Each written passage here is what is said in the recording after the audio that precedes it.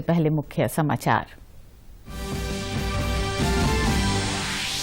केंद्रीय स्वास्थ्य मंत्री डॉक्टर हर्षवर्धन ने कहा, कोविड के प्रति लोगों के लापरवाहीपूर्ण रवैये से नए मामलों में तेजी। मामलों से निपटने के लिए सभी सुविधाएं कराई जाएंगी उपलब्ध।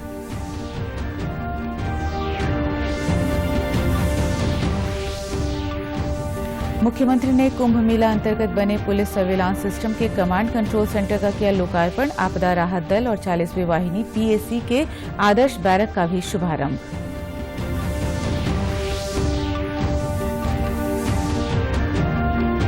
हरिद्वार शाही स्नान के लिए नया ट्रैफिक प्लान लागू। पुलिस महानिदेशक की अपील, शाही स्नान के दिन श्रद्धालु पार्किंग के निकट स्थित घाट पर करें स्नान।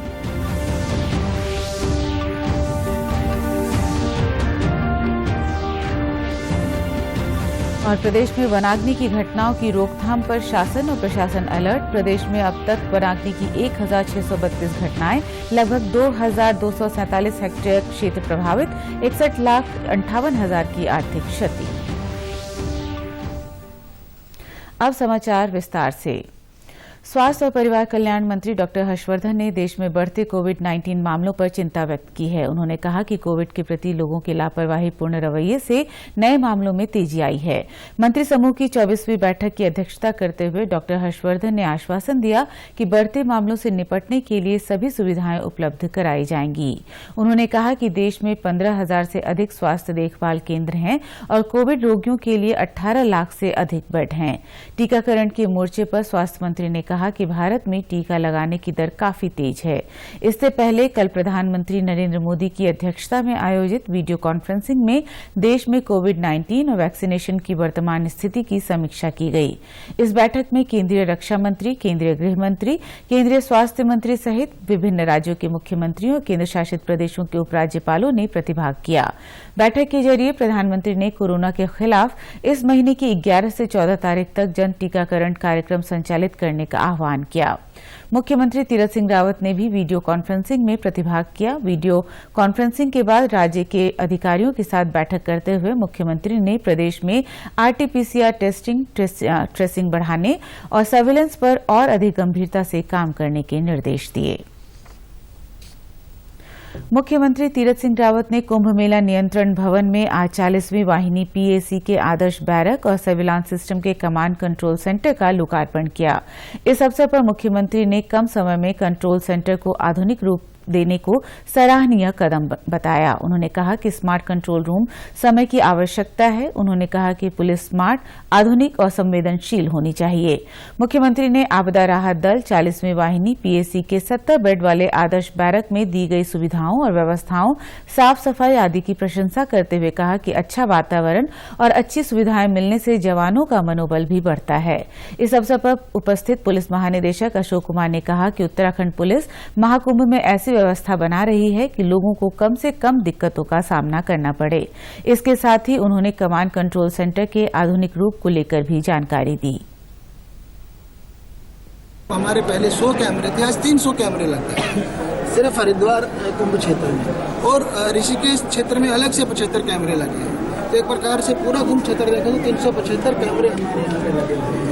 तो अपग्रेडेड है, ये मॉडर्न है, ज़्यादा इसमें ज़्यादा हमारे पास एनालिटिकल टूल्स ज़्यादा हैं। जैसे हम गाड़ी का नंबर पढ़ सकते हैं, किस गाड़ी की कितनी संख्याएं पढ़ सकते हैं, कितनी गाड़ी यहाँ से पास हुई, आदमियों की संख्या गिन सकते हैं, मास्क उसने पहना है नहीं पहना, ये सब इसमें कर सकते हैं। तो इसमें बहुत सारी सुविधाएं हैं।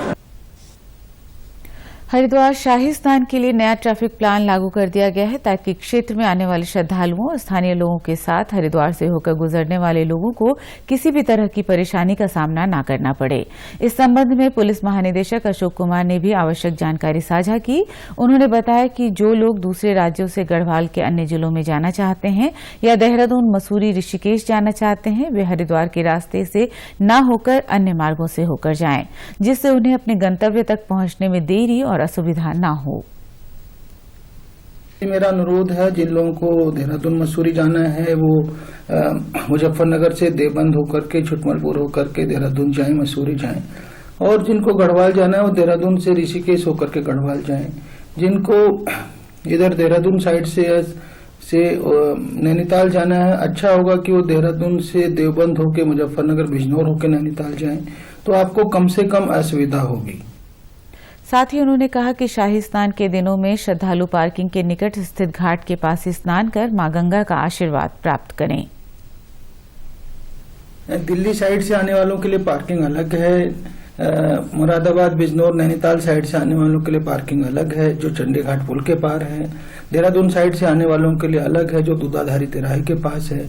और जो लोग सहारनपुर, पंजाब, हरियाणा, जम्मू से आते हैं उनके लिए पार्किंग अलग है जो कि भगवानपुर से इमली खेड़ा होते हुए BHEL के एरिया में उनकी पार्किंग है। जो लोग 12 और 14 अप्रैल जो सबसे बड़े दिन हैं महाकुंभ के, ये दोनों दिन आप लोग जहां भी आते हैं, जिस भी पार्किंग में आते हैं, उसके आसपास 1 किलोमीटर के अंदर ही घाट बने हुए हैं। तो आप लोग उन घाटों पे स्नान करें तो ज्यादा सुविधा होगी, आपको अनावश्यक चलना भी नहीं पड़ेगा। कुंभ में 12 और 14 अप्रैल को होने वाले शाही स्नान को लेकर अखिल भारतीय अखाड़ा परिषद ने जिला प्रशासन के साथ मिलकर तैयारियां शुरू कर दी हैं। अखिल भारतीय अखाड़ा परिषद के अध्यक्ष महंत नरेंद्र गिरी ने बताया कि इसके लिए अखाड़ों का क्रम और शाही जुलूस का रूट मैप पहले ही तैयार कर लिया गया है। उन्होंने बताया कि 12 अप्रैल के शाही स्नान वाले दिन निरंजनी अखाड़ा और उसके साथ आनंद अखाड़ा पहले स्नान करेगा। अखाड़े अपनी धर्म ध्वजा और इष्ट के साथ अपने अखाड़े से तय समय के अनुसार हर की पौड़ी की ओर प्रस्थान करेंगे और इसके बाद जूना अखाड़ा और अन्य अखाड़े स्नान करेंगे। दोनों शाही स्नान में पंचायती अखाड़ा से निरंजनी के साथ आनंद अखाड़ा प्रथम स्नान करेंगे। हमारे निरंजन पीठाधीश्वर पहले टुके लगाएंगे आनंद पीठाधीश्वर के साथ। हमारी परंपरा है कि हर की पौड़ी पे पहुंच करके हम सर्वप्रथम गणेश जी का पूजन करते हैं और हमारा जो आला है निशान उसकी पूजा करते हैं, फिर हमारे जो इष्ट देव उनकी पूजा करते हैं।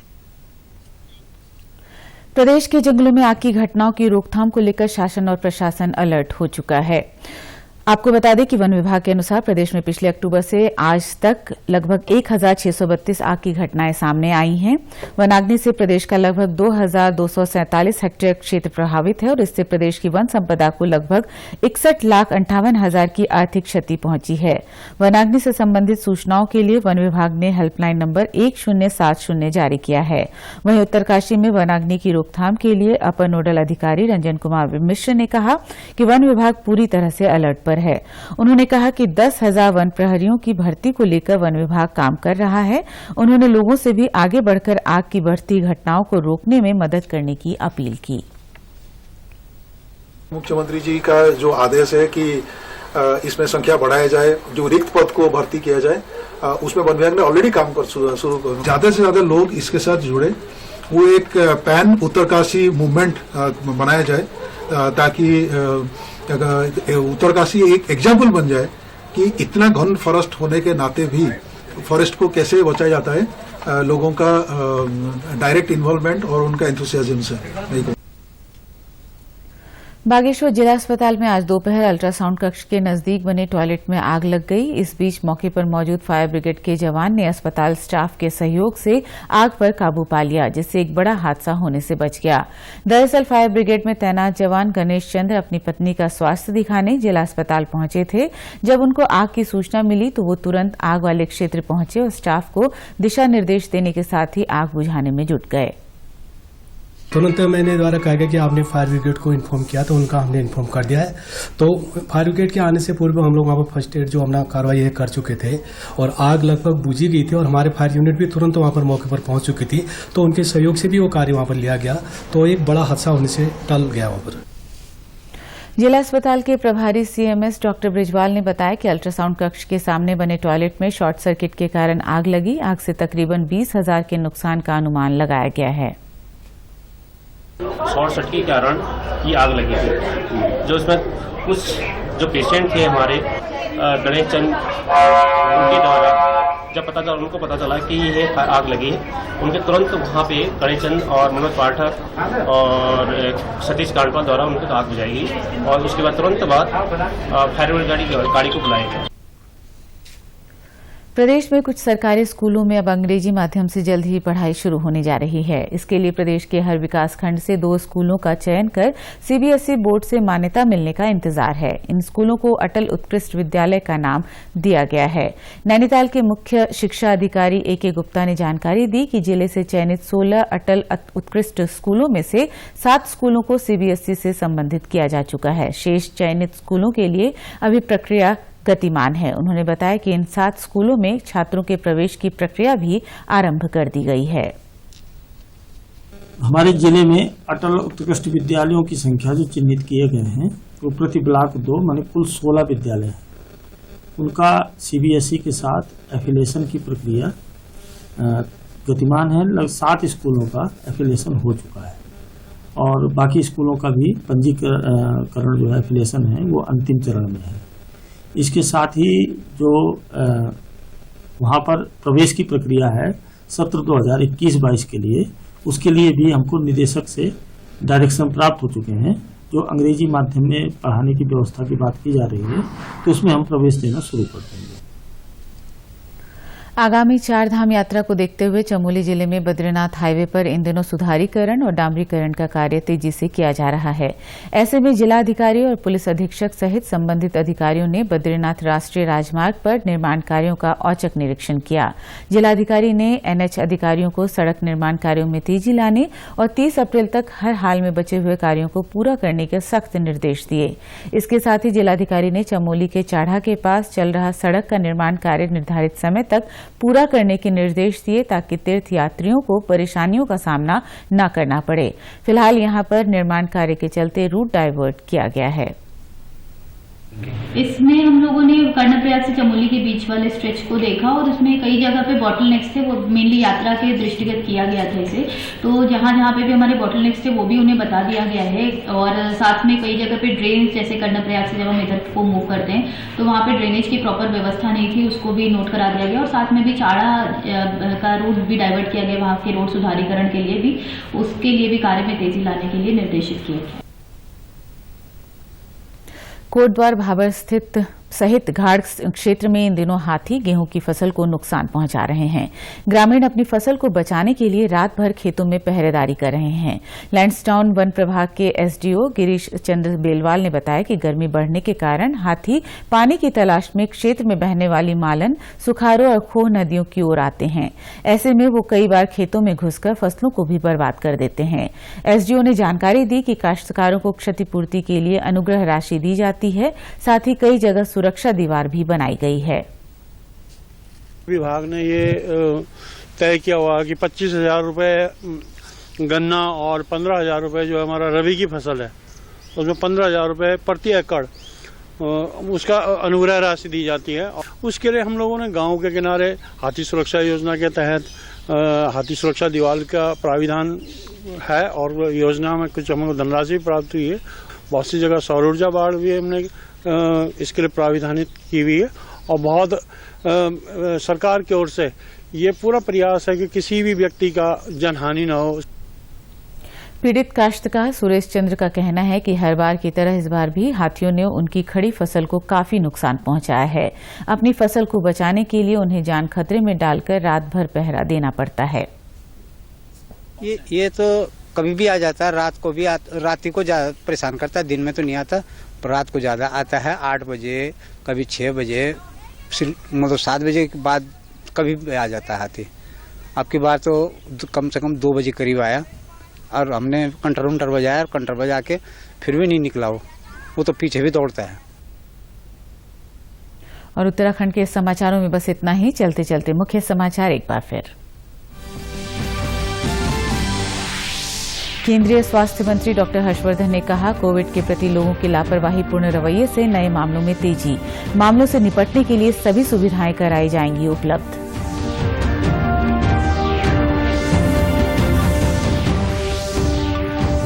मुख्यमंत्री ने कुंभ मेला अंतर्गत बने पुलिस सर्विलांस सिस्टम के कमांड कंट्रोल सेंटर का किया लोकार्पण। आपदा राहत दल और 40वीं वाहिनी पीएसी के आदर्श बैरक का भी शुभारंभ।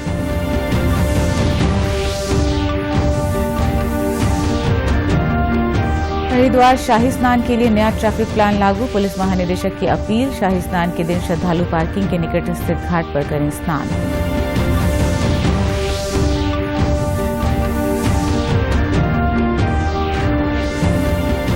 और प्रदेश में वनाग्नि की घटनाओं की रोकथाम पर शासन और प्रशासन अलर्ट। प्रदेश में अब तक वनाग्नि की 1632 घटनाएं, लगभग 2247 हेक्टेयर क्षेत्र प्रभावित, 61,58,000 की आर्थिक क्षति। उत्तराखंड की खबरों के लिए आप हमसे सोशल मीडिया के माध्यम से भी जुड़ सकते हैं। हमारा ट्विटर हैंडल है DD_News_देहरादून, हमारा फेसबुक पेज है DD News उत्तराखंड और हमारे YouTube channel DD News Uttarakhand को भी आप सब्सक्राइब कर सकते हैं। कोरोना संक्रमण से बचने के लिए मास्क का अनिवार्य रूप से और सही ढंग से प्रयोग करें। साथ ही सामाजिक दूरी का ख्याल रखें, नियमित रूप से हाथ धोएं और याद रखें, कोरोना को हराना है, मास्क जरूर लगाना है। नमस्कार।